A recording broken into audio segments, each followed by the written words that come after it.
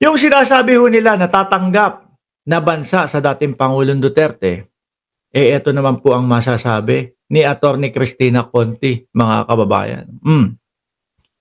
Bansang kukupkop kay Gongdi asking for trouble. Totoo. Nakita mo naman kung paano manggulo yung mga bansa, yung mga DDS. Di ba? Bakit naman? Kung meron talaga na bansa, hindi kaya bayad? Yun ang tanong natin. Hindi kaya bayad? Belgium daw, sabi ni Rocky. To Rinkashi. They're asking for trouble kasi essentially you're inviting not only Duterte but his legion of supporters. Yun, naku po. Karaoke. Karaoke. Tapos sigaw ng sigaw sa labasan ninyo. Duterte! Duterte! Annoying na po no? Nakakagulo na ho Totoo yung sinasabi. There's another thing. Politika. You will be painted as a country that is a safe haven for a despot, for a murderer. Isa din ho yun. Siyempre, isipin, nako, kapag ka na-ICC ka, mag-request ka sa ganitong bansa. Bakit? Kukup-kupin ka nun. Umaano sila? Tumatanggap sila ng ganyan. No. Mababahiran din po sila ng ganun, mga kababayan. Kaya, ewan natin, tingnan natin kung magagranto, mga bossing. Di ba? Kasi, ayan, umaapila yung prosecutors, mga kababayan, na wag i-grant yung hiling ng dating Pangulo. Sabi ni Annette Alegre, money is the root of all evil. Money hungry will go to waste. Lahat ng kinulimbat, kulang pa pambayad sa mga lawyers here and abroad. Ano sabi dito ng Bilyonaryo News? Breaking news. Asan ba yan? Ito. Breaking news. Yan. Akala nila ganun-ganun lang. Akala nila hindi aalma yung prosecutors, no? Breaking news. ICC prosecutor opposed Duterte request for interim release.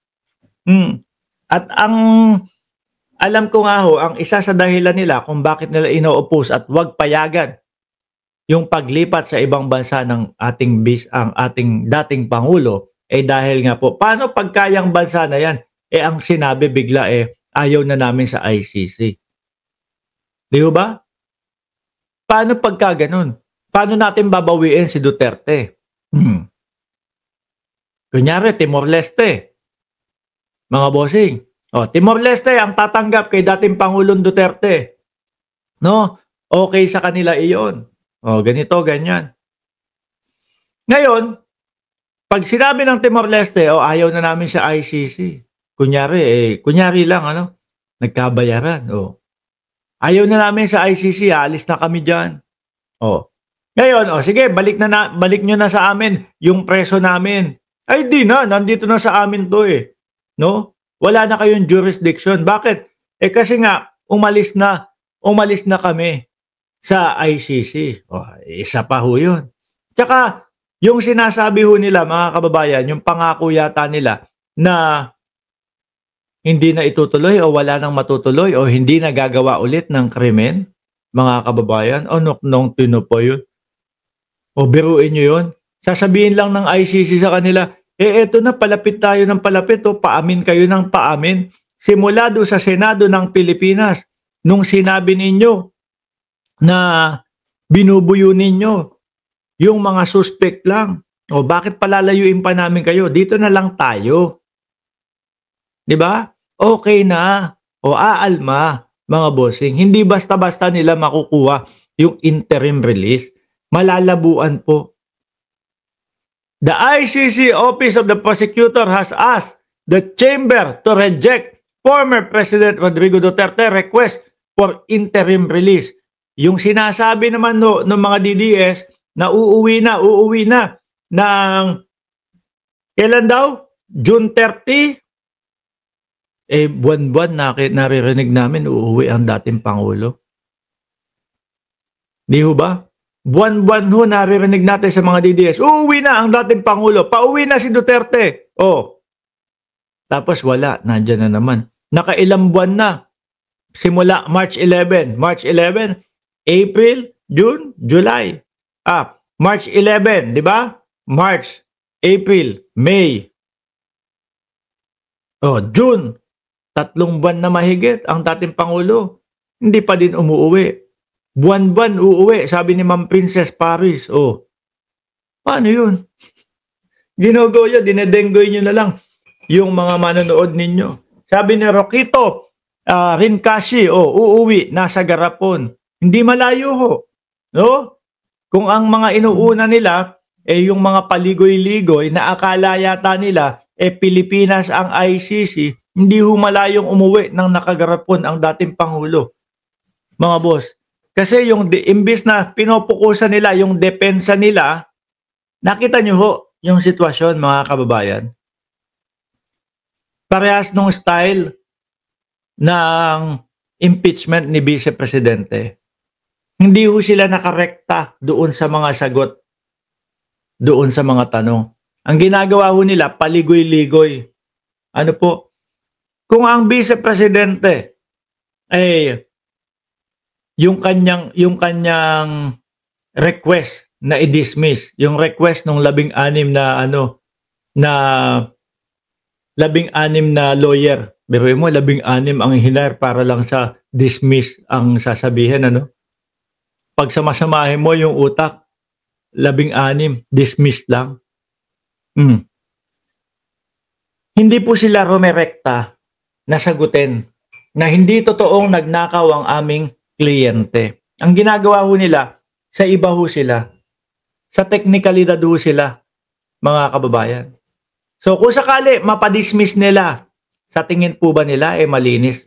Naiisipin ng Pilipino, ng mamamayang Pilipinas na, naku, malinis na si Sara Duterte. Walang pagnanakaw na ginawa yan. Hindi. Mananatili sa isip ng taong bayan na ang Vice Presidente hindi napatunayan na siya ay nagnakaw sa kaban ng bayan.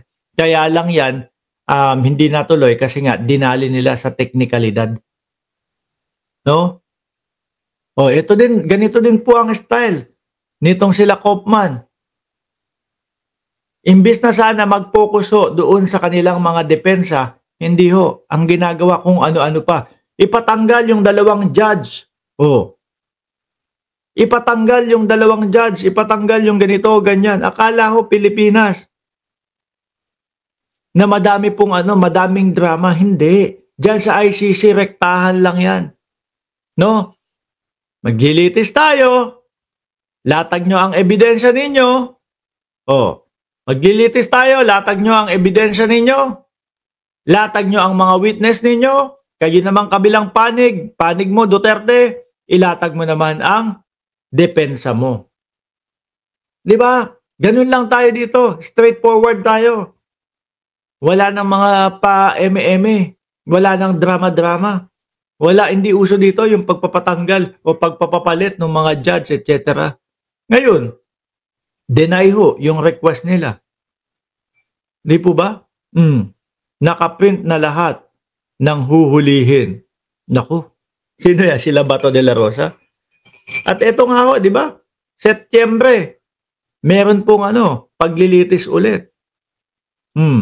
Sabi ni Janelle, lahat ng ibinayad nila sa mga lawyer nila, yan na yata yung inutang ni Digong na 6.84 trillion. Biruin nyo ho, mga kababayan, si Kopman, naglalaro daw sa 140 to 150 million per month ang bayad kay Kopman. Sabi ko nga sa inyo, pag kinwenta ninyo 7 buwan ho, 1 billion and 50 million ho ang uubusin. Sa loob ng tama ba? Tama. 1 billion and 50 million ang uubusin sa 7 buwan kay Kopman. Kapag ka 1 taon ho at 2 buwan, dodoble mo lang yan, 2.1 billion ang bayad kay Kopman. Iba pa ho, hiwalay pa ho, mga kababayan, yung 16 na lawyer na ang sinasabi po ng mga lawyer din, yang sila Fortune, ang tanggap niyan 40